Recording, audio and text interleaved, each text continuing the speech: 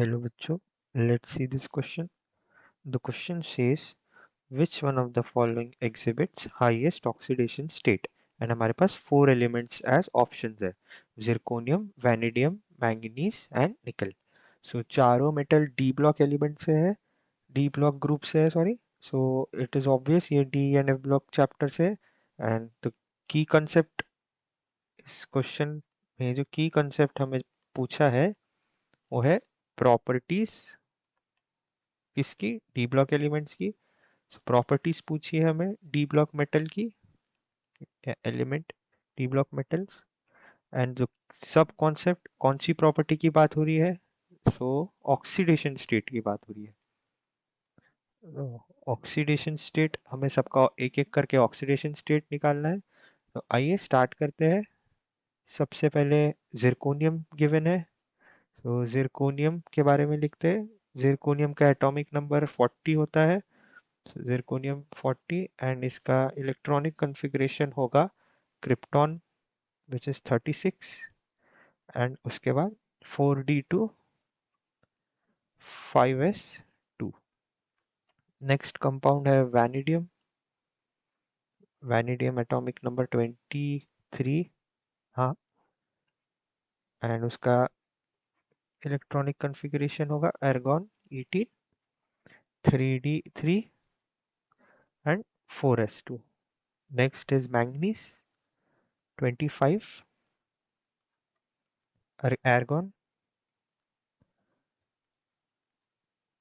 3d5 and 4s2. And the last nickel. So nickel का होगा 28 argon 18 3d8 and 4s2. अब oxidation state निकालते हैं. ऑक्सीडेशन स्टेट मतलब कितने इलेक्ट्रॉन हम निकाल सकते हैं. तो मैक्सिमम ऑक्सीडेशन स्टेट पूछा है ना, हाईएस्ट ऑक्सीडेशन स्टेट मतलब कितने इलेक्ट्रॉन हम निकाल सकते हैं.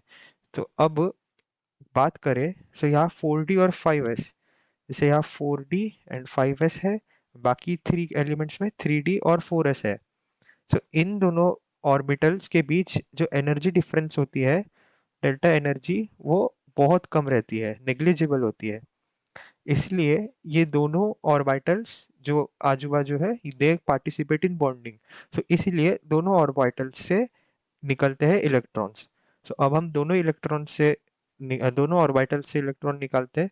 सबसे पहले जिरकोनियम के इससे निकाले गए, तो 5s2 से 2 इलेक्ट्रॉन एंड 4d2 से 2 इलेक्ट्रॉन. सो सबसे हाईएस्ट ऑक्सीडेशन स्टेट इसका रहेगा +4. ऐसे ही वैनिडियम के साथ करेंगे, तो यहाँ से 2 इलेक्ट्रॉन एंड यहाँ से 3 इलेक्ट्रॉन्स, सो हाईएस्ट ऑक्सीडेशन स्टेट +5.